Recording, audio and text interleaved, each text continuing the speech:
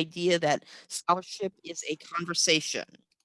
Um, and scholarship is a conversation. We will also be talking about citation threading and how that's a way to find your place in the conversation. And then we'll be talking about citation managers a little bit and how you can use citation managers like EndNote or SciWheel or Zotero to help you keep track of the conversation and keep track of your citations. And hopefully we will have a little time for questions and answers at the end. So for this session, there are a couple of things that we hope you'll take away. One of them is to recognize that citations reflect an ongoing scholarly conversation. And we're going to talk a lot about how that metaphor of scholarship as a conversation, what that means. We want to acknowledge that everyone who does research in a particular area is contributing to that conversation, and that includes undergraduate researchers. We'll also talk about how to seek out and find conversations that are taking place specifically in your research area, and how to understand that scholarly conversations require crediting the work of others. So how do you use citations to make sure you're not engaging in plagiarism and that you are properly crediting the work of others? And then we'll talk about how to utilize tools to manage and organize your citations. Okay, so we're going to begin by thinking about this metaphor of scholarship as an ongoing conversation and the role that citations play in helping you to understand the thread and boundaries of these conversations. So if we think about the ways in which scholars influence and respond to each other's work, we'll take the example that we use from our undergraduate research week of coffee as a research area. And we could think about how interdisciplinary something like coffee as a study would be, right? So there's the environmental and agricultural aspects of coffee cultivation. There's the historic and cultural studies and anthropological aspects of origins of coffee cultivation through traditional indigenous knowledge, all the way through colonial history to today and contemporary business practices around something like fair trade cultivation, and the ways in which you can find sustainable and ethical supply chains, up to something like food science, where we're interested in investigating the biochemistry of something like caffeine. And so these scholars are in dialogue with each other, right? Because something like coffee cultivation impacts the organic chemistry of the coffee that's cultivated. Something like thinking about sustainable and ethical business practices are in dialogue with the sort of historical origins of coffee cultivation. And so these scholars, when they investigate their work, are also responding and being influenced by the work of others, both within their field and within other fields. And so what unfolds is a conversation amongst scholars that influences the ways in which they might employ methods to investigate a topic, the way that they respond to certain framings or develop theory.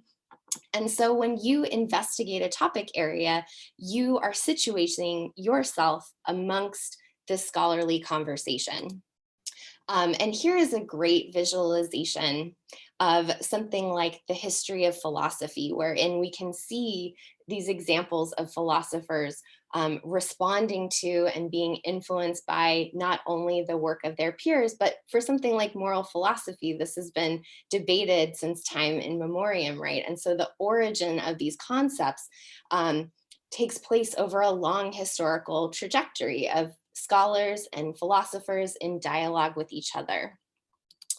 Okay, so let's extend this metaphor of scholarship as a conversation and think about the ways in which the strategies you employ in your daily life to kind of situate yourself in an ongoing conversation might be applied to this sort of scholarly context. So let's envision that you're at a party and you see your friends over in the corner, right? And they're engaged in a heated debate, maybe something that popped up in your timeline today. And you walk over to them and you have to orient yourself, right, to where you fit in and your opinions fit into the conversation that they've been having since before you arrived. So I'll just ask, if you want to pop into the chat, what are some strategies that you engage in to kind of orient yourself to a conversation that has been happening before you arrived at the party?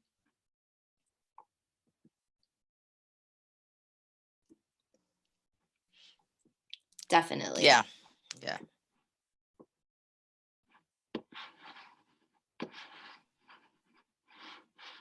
Okay.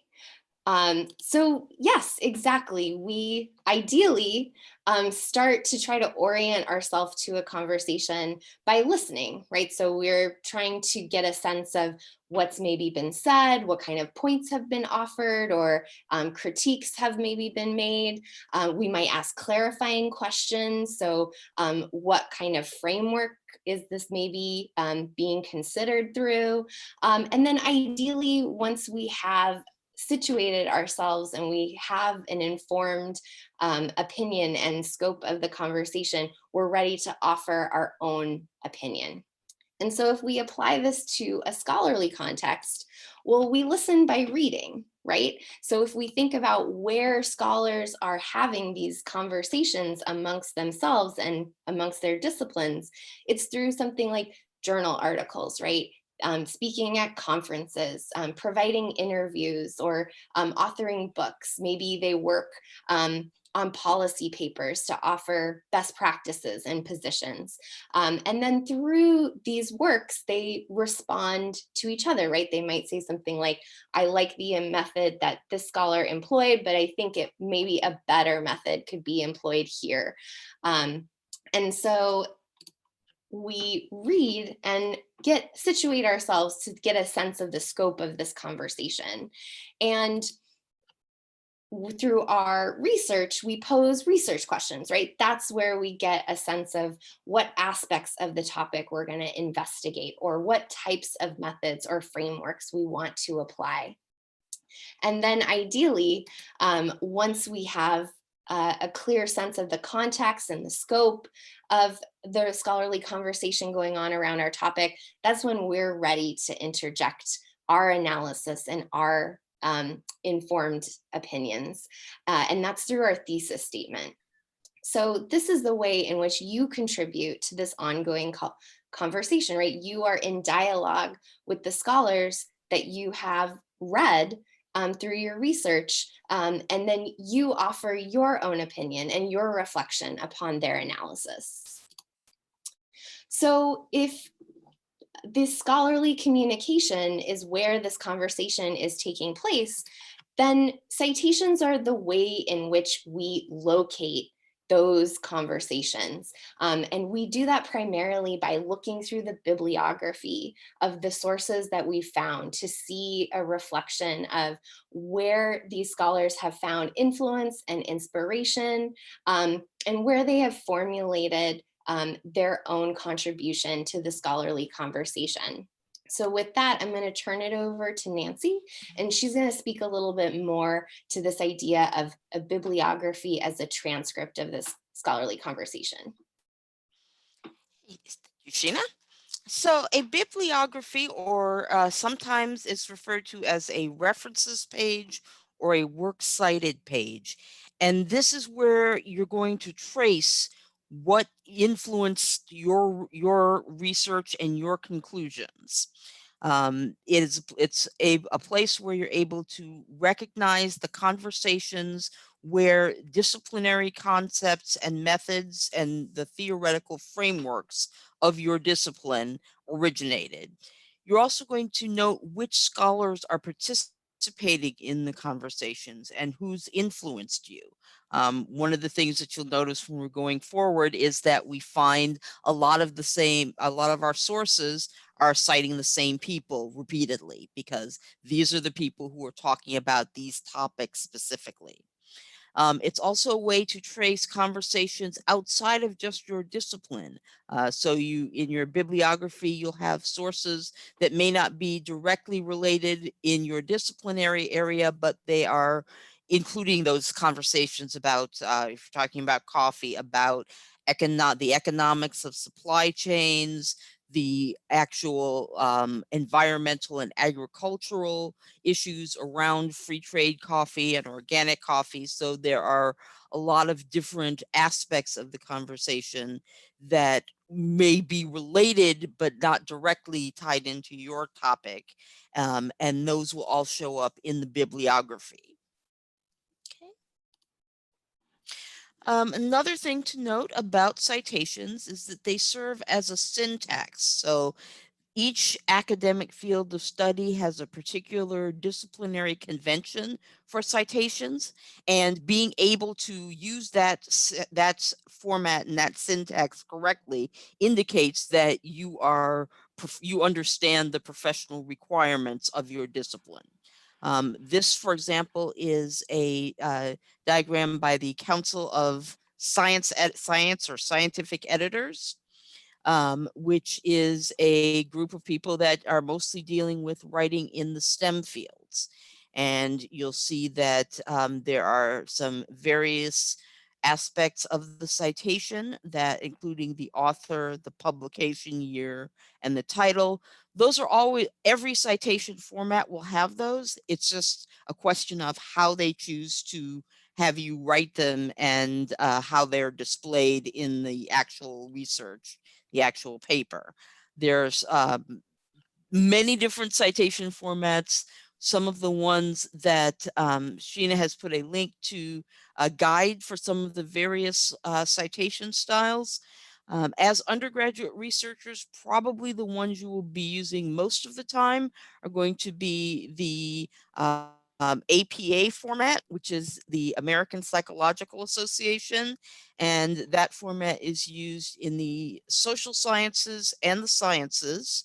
And then there's also MLA format, which is stands for Modern Language Association. And that is used largely in the areas of the humanities and languages. So if you're doing research that's related to English literature, you're probably going to use the MLA formatting. But generally, if you're doing research for a class, the best thing to do is ask your instructor and make sure that because every instructor has their preferences, so you want to make sure that you know what format they use before you start working on the paper. And she's also posted a link to the Purdue University Online Writing Laboratory citation guides. And they have a variety of guides for many of the different styles. And it's really helpful so that, okay, nobody can keep all of that in your head. And if you think, okay, I want to cite this Twitter post or a Twitter thread in APA format. How do I do that? You can go to Purdue OWL. Yes, it is. I lived for that's what got me through a lot of my master's program in library science. It's just like, okay, I can't remember it. Look it up. Purdue OWL has it. So that's how citations represent the syntax and the way that you speak in professional conversation. Citations also serve as documentation. Your bibliography shows who you were in conversation with, whose work you find influenced your conclusions. Your bibliography is also an evidence of the research you performed. It's essentially, this is where you show your work. It is very important when you're doing a research paper, that you cite your sources, and that's so that other people can follow the trail and they can see how you got to the conclusions. And it's also so that they know that you acknowledge the work of others when you are doing your research, and you say, okay, I got this from here. I use this language based on what this person said. And again, as we mentioned in the beginning, it's a way to avoid plagiarism, so that you always make sure that you give credit to those whose work you used in your research. Okay. And one thing that we wanted to mention is that when you're doing your research, it's a good idea to make sure that you keep the scope of the conversation limited to what you are able to do at that time, at a given time. It's going to depend a lot on the size and the length of the paper. You know, if your instructor said they want a 7 to 8 page paper, then you're going to need to narrow your focus down a lot. You just don't have a lot of space to talk about a whole range of issues. It's also important when you're doing your research because it's very easy to fall down rabbit holes. For example, if you're going on Wikipedia and you want to know something about Henry VIII's policy on trade, it's very easy to get in there and all of a sudden you're reading about Anne Boleyn, and then you start reading about the Tudors. And so it's really important to keep in mind, okay, this is the scope of my work, and keep that focus so that you don't get lost in the weeds of a lot of hyperlinks. And I say that as someone who has done that many, many times. Yes, I will second that. In transitioning into talking about citation threading, where it's really important is because we are going to demonstrate for you how citation threading really turbocharges your research. And so it will connect you to many, many scholarly conversations around your research topic. And so it's important to utilize concept mapping so that you do have a clear sense of what aspect of the topic you're going to investigate. So when you click on that cited by feature and you get connected to 100 other articles, that you still have a clear sense about what will be appropriate for the scope of your inquiry and what you maybe want to save in your citation manager for later. Okay, so citation threading as a strategy, and what this really encompasses is, as we said, sort of tracing the thread of an idea or concept or particular research focus from its origins to its contemporary iterations.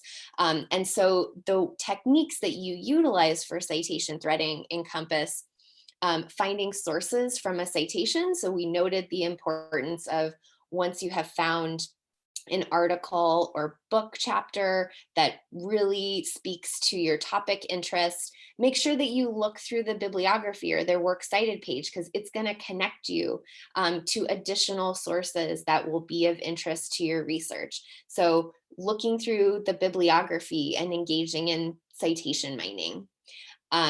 You also are going to think laterally. So where a lot of scholars share sources in their bibliography, that's an indication that they are participating in the scholarly conversation around this particular topic. And so it'll be important for you to understand the ways in which these authors are in dialogue with each other and how they have maybe shifted the framework or focus of a topic area.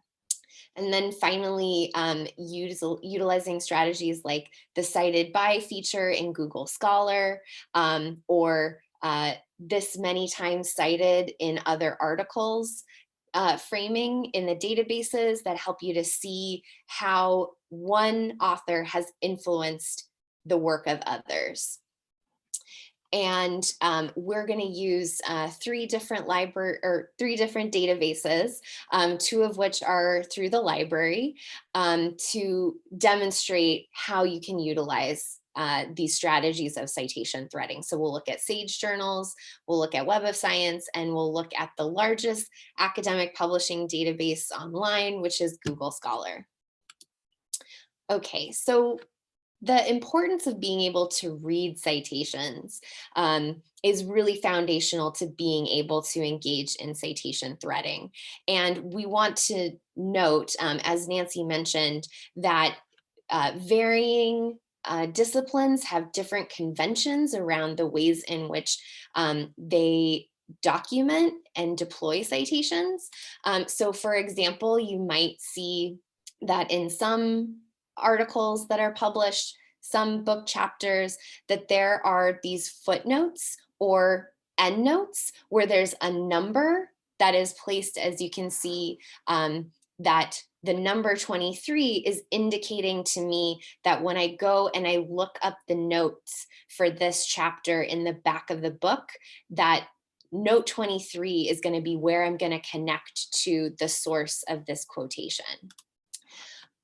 Other publications will utilize footnotes so that there is an area down at the bottom of the text wherein a author has engaged in providing sort of annotations that might provide additional information, but also may provide in-text citations that indicate, again, where the source of this information is.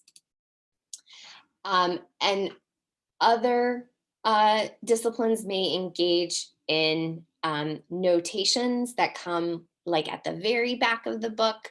And again, dropping in something like in-text citations where you can see that we have the source of the information, the organization, as well as the publication date, which is to say that for all of these different conventions, what they're engaged in is pointing to, sorry about that, pointing to where you will be able to locate the full entirety of the citation within the article, book, or chapter. So the in-text citation is usually the author's last name and includes the publication date so that we can then go to the reference list or bibliography and look up the author's last name alphabetically and see the corresponding publication date to get the full text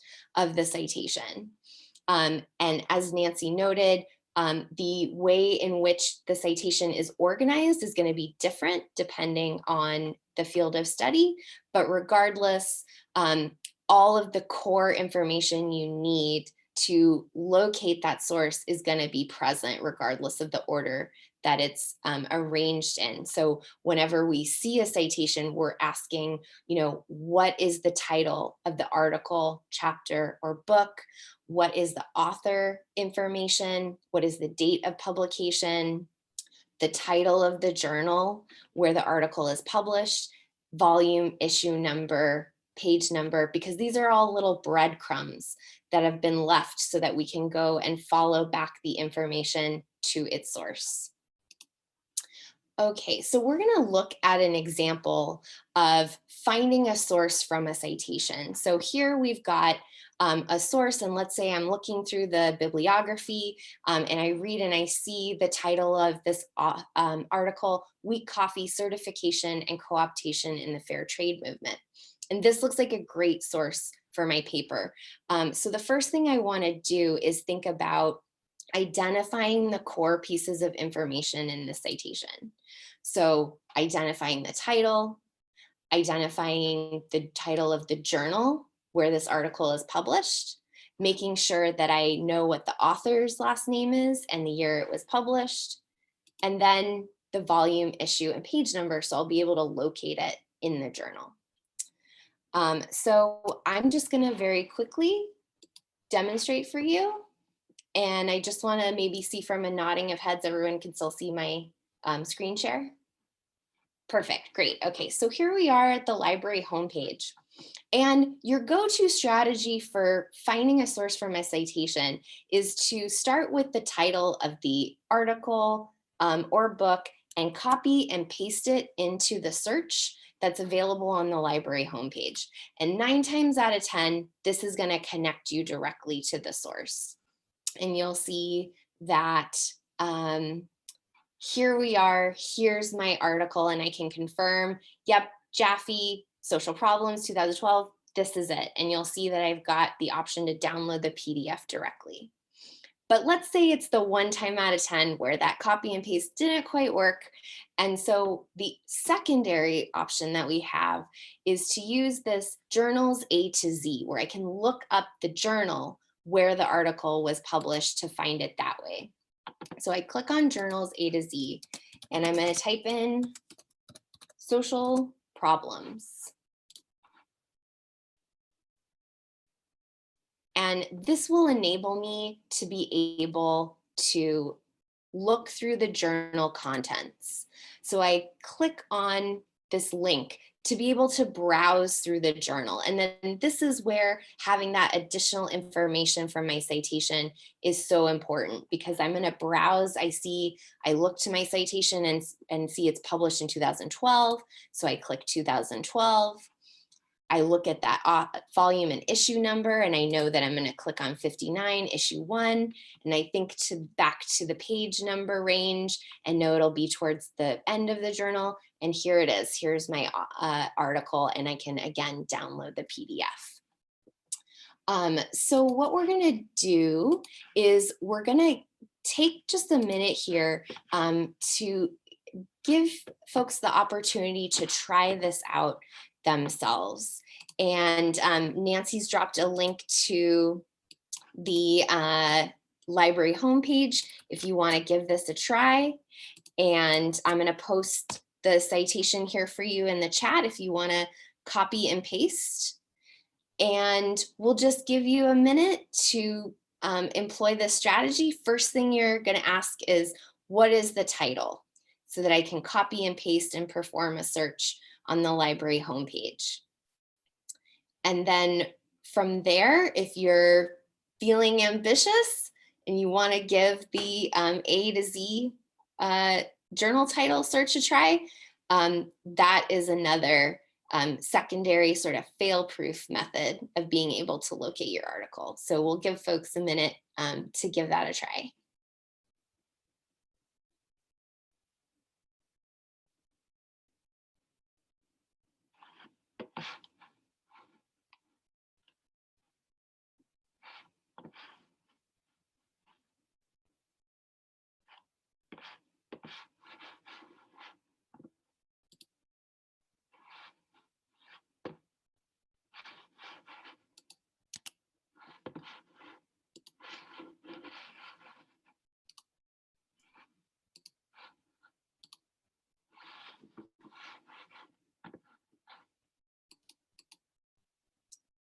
Okay, and I'll just ask through the chat how that went.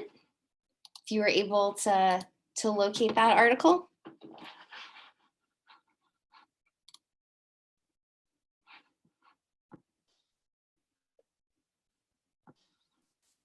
Oh, okay, great. And one last thing I'm just going to note before we leave the library catalog is our mention about citation managers. So we'll talk a little bit more about citation managers, but I just want to note that you'll see from the item record for the article we found in the library catalog that you get links to export citations to your citation manager. You do have the option to copy and paste the citation if that's your preference, but you also have the ability to send and export the citation for this source. In this case, I'm using SciWheel. This is my citation manager, and I can send the citation information for this source to my folder so that I'm gathering information about the sources that I find as I'm conducting my research. Okay.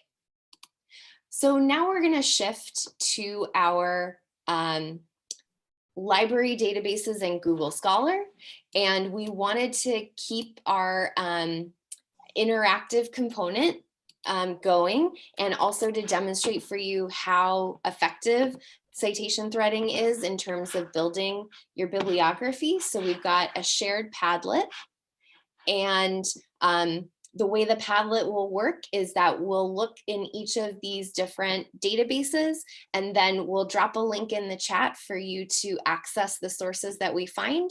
And then as you find sources that you think would be interesting to build our bibliography, you can click the plus button on the Padlet and just add the source that you find underneath. You just go ahead and copy and paste. Okay.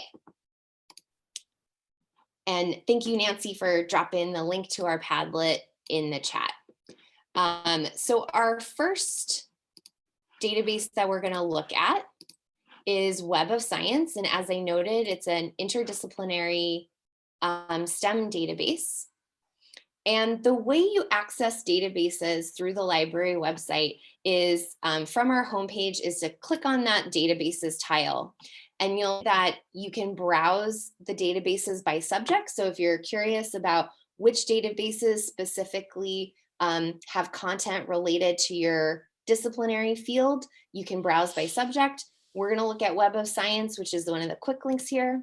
So I can click to that and connect to Web of Science.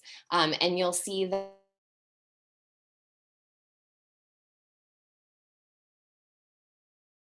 fair trade is made up of 2 words. So I put it in quotation marks for exact phrasing, and coffee. And then I've set this as a title search. So I'm telling Web of Science to please find me articles where fair trade coffee appears in the title, and I click search. And then one option that I have in terms of my search filtering is I can filter by topic area. So if I want to focus on environmental studies, I can use that filter. So make sure you're checking out the search filters, because that'll also help you to narrow the scope of your inquiry. And I'm actually going to go ahead and click on this search that I already performed, because it highlights some of the things that we've been talking about that I want to focus on, which is this idea of finding seminal works in your field. So we've got this times cited. So bibliometrics refers to the amount of times a source has been cited. And you'll see that this source has been cited 258 times. So that, to me, that high bibliometric count tells me that this has got to be a pretty important work in this topic area, because it's been cited so often. Web of Science even has a filter that says highly cited in its field that you can utilize to connect to important seminal works around your research area. And the other thing that I want to point out is this shared references feature. And that tells you it's going to connect us to articles where there's a lot of overlap between the sources cited in this work. Brewing Justice, this is Jaffe again, right? So we're starting to see the same authors crop up that tells us this is an important voice in the scholarly conversation. There are 148 other articles that share a lot of sources with Jaffe. And so this tells me again that these will be articles related to my area of interest. And where I want to connect to these sources, I'm going to click on the UCD e-links, which will perform a search through the catalog to find this source for me. And finally, there's this export feature, which enables me to export the citation to my citation manager. So Web of Science here illustrating the full range of citation threading options that we have in the database.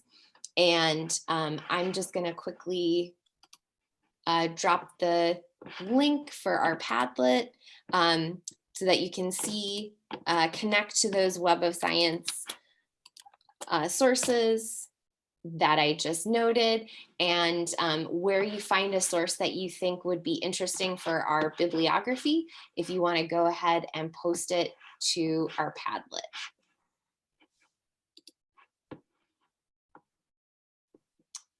And while you all are finding sources for our Padlet, I'm going to stop sharing my screen so I can hand it over to Nancy, and she's going to cover our Sage and Google Scholar. Okay, so I'm going to be talking about 2 databases. one of which is a proprietary database that we have access to through UC Davis, and that is called SAGE. And the easiest way to find that is to click here on databases and say, type in SAGE. And then we're going to look at SAGE Journals for full text, which the tags indicate, it's strong in social sciences, cultural studies, and humanities. So it's going to give us a slightly different bunch of results than we would get from Web of Science, but it's still going to be relevant to the topic. So you click on database, and you can see I've tried several different types of searches here. So we're going to go to, oops, that's not actually the one I wanted. Culture, coffee, and fair trade. And then I'm going to go say search. So this returned 38 or roughly 3,800 articles. You'll notice that most of these articles have a little green icon with an open lock. That means that because I am logging in through UC Davis, I have access to those articles. There's one down here that is this one. This one says no access, and that is because UC Davis does not subscribe to this journal. So if you were going to be using this, you would need to search. You'd probably need to use interlibrary loan, for example, in order to get access to this. There are other resources, and I'm going to take a look at this one. Now I can access it through the UCDE links, but since we have full access through this database, I can also just click on the link. And this gives me the option to I can download the PDF, or I can read the whole thing as an HTML document. The other thing that I want to point out is that over here on the left, we have the bibliometric information, and we have the related articles and the articles citing this one. If you don't see this when you go into Sage, you may need to turn off your ad blocker or privacy badger or anything that is blocking cookies from being tracked, because that is what most of these use in order to display the bibliometric information. So I'm going to look at this article, and then over here on the side, I have the reference list. So I can click on that. And again, we have the UCDE links. We can also access these articles through Google Scholar. And when we talk about Google Scholar in a moment, you're going to see that this first person, C. Bacon, is that person crops up several times in this discussion of fair trade, especially as it refers to coffee. So this is someone who is a scholar in the field whose works are frequently cited. But you can see that you have a lot of other people in the references list. It's fairly lengthy. And again, you can use Google Scholar or UCDE links to go in and find the articles by those people. So let me see if this will come up. And yes, this is one where we have the full text available. So you can access it through this link. This will open it in a new window. And you can export your citation to RefWorks or BibText or EasyBib. You can also view the citation if you click it here, and it's going to give you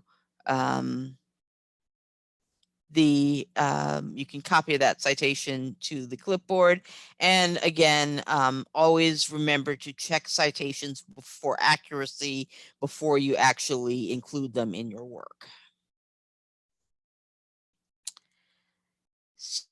So that is Sage, and we're going to go And we're going to do the same thing with looking for other references. And Sheena is going to put that in the chat. Thank you. And we're going to go look at Google Scholar. Google Scholar is a really valuable resource because of the way that it displays everything, and also because it is connected to your UC Davis account. So if you have which you should have a UC Davis account that is attached to your Davis mail, and that your UC Davis Google. And so I can look at this, and you can set up the profile so that it knows every time you log in, it recognizes that you're coming from UC Davis and that you do have access to these resources. And Sheena is going to put in a link into chat that has a brief tutorial for how you can set up Google Scholar, and that's really handy. The other thing that's nice about Google Scholar, as opposed to something like Sage, is that because you already have an account, you don't have to create an account. You can click on in order to save everything.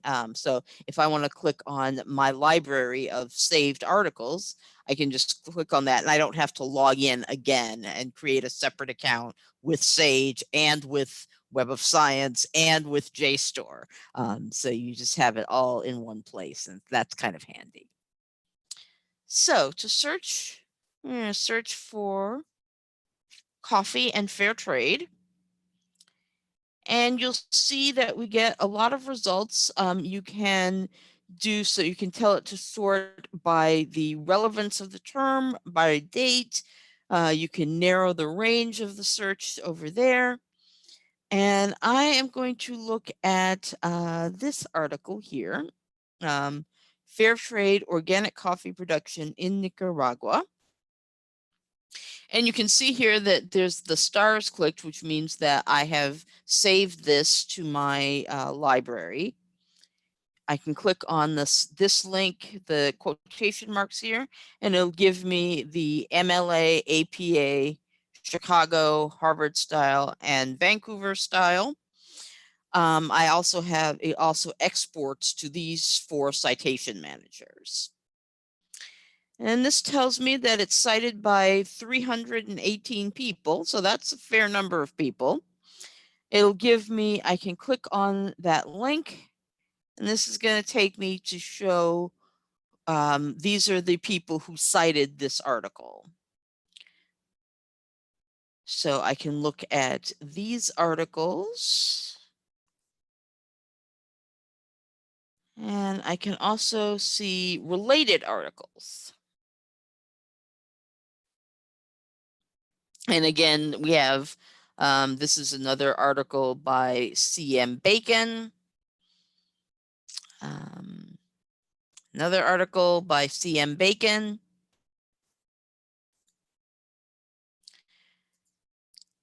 And so I can search within the cited by articles. I can search this. I can search this particular individual, and this will bring up a number of different articles that were written by Christopher Bacon on the topic of fair trade, and you can see that that's one of his particular areas of study.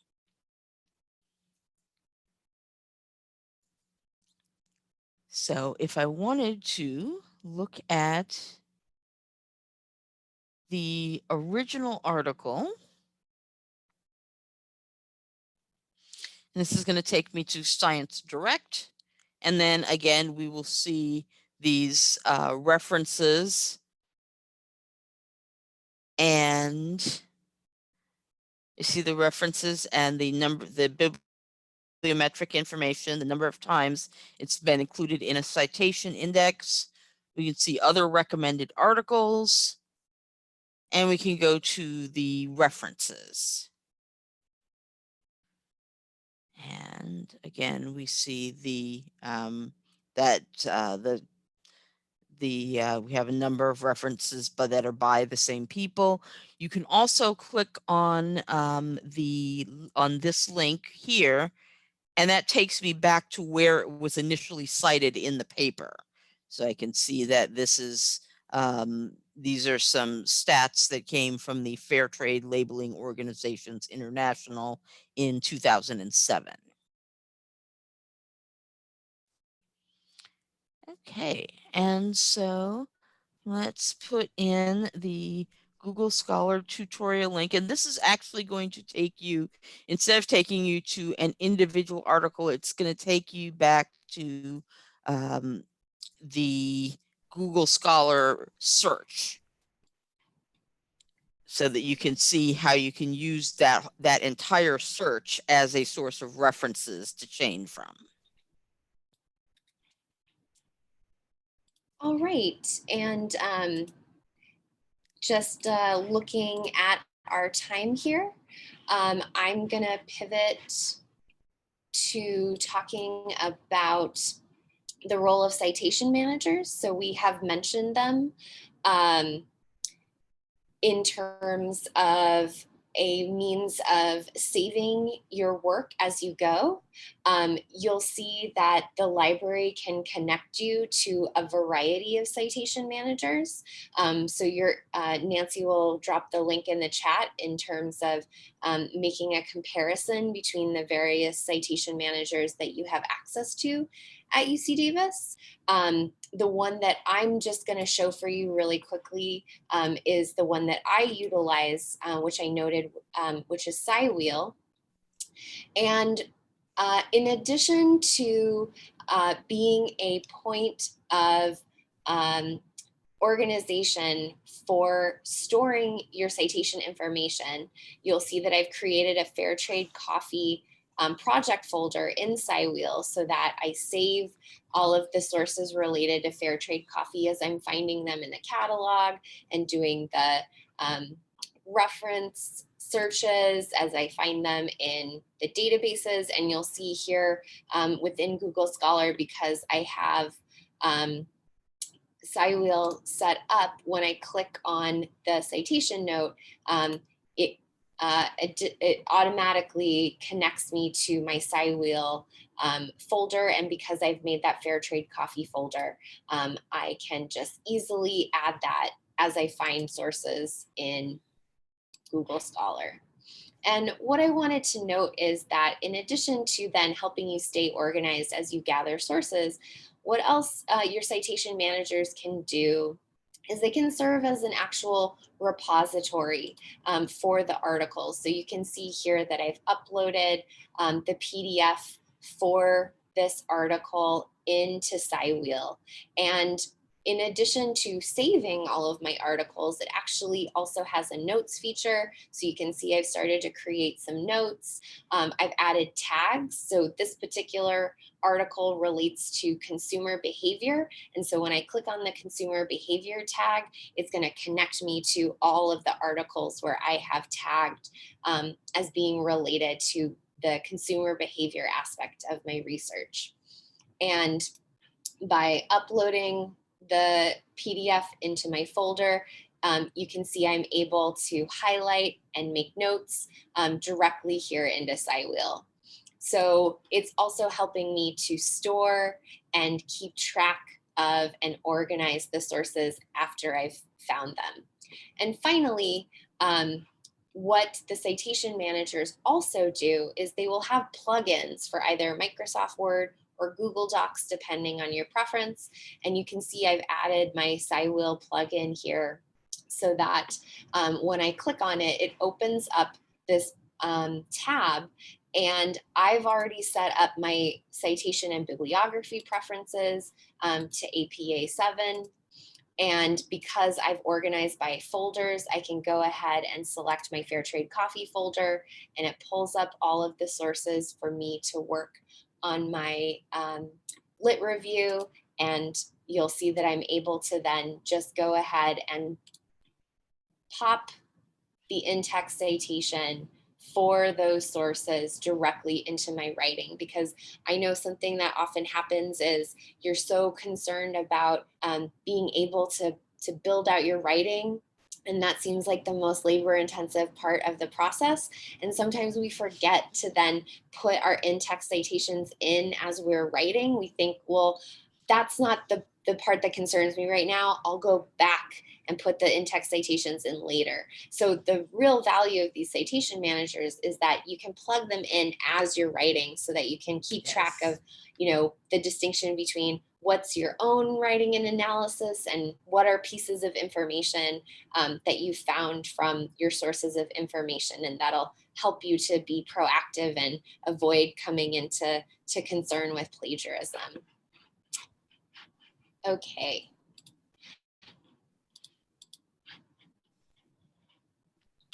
All right. So that concludes our presentation on citation threading, and we'll just wrap up by saying that what we're hoping that you'll take away is the reminder that citation styles are varied, but regardless of the format that's used, the key pieces of information are going to be there to help you to track down the sources. And so make sure that you are utilizing citation threading strategies so that it'll help to connect you with the full spectrum of sources related to your topic area, and you'll get a comprehensive view of that scholarly conversation around your research interests. And that citation managers are an effective tool to help you keep track of sources and ensure you're crediting the work of others. And that the library website is where you're able to find what citation managers are available to you and some guides in terms of how to utilize all of their features. And thank you very much.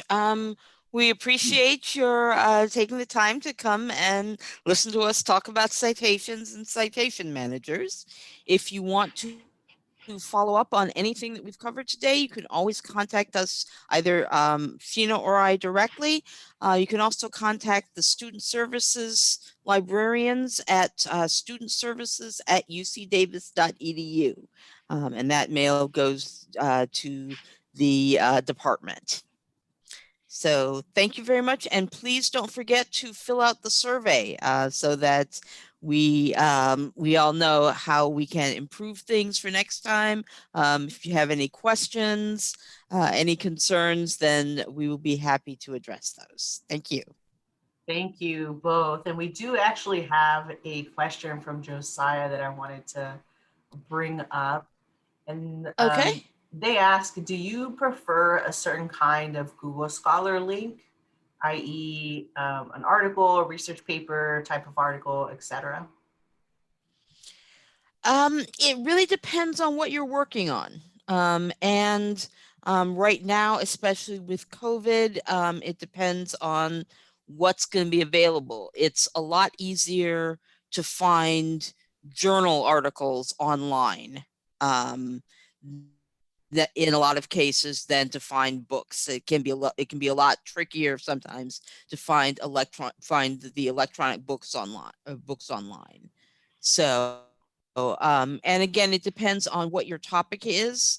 In general, for research, books are often really good for background information, but because of the lead time it takes to publish a book, it may not have the most up-to-date and relevant information on your topic. So that's when the peer-reviewed academic journals are so important.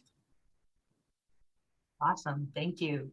Well, I want to thank again everybody for joining us, and a special thank you to Sheena and Nancy for taking the time. Citations for me as a researcher is always something that I've struggled with, and I feel like I've learned so much. And I will definitely be upping the use and enhancing the use, because I personally use Mendeley. I will definitely be enhancing my use of that through the citation threading. So thank you all so much. I just dropped the link again to the assessment in the chat. I'll follow it via email as well with that. And thank you all so much and have a great rest of your day. Thank you. Yeah, Have a good thanks evening, for joining everyone. us this evening. Thank you. Bye-bye.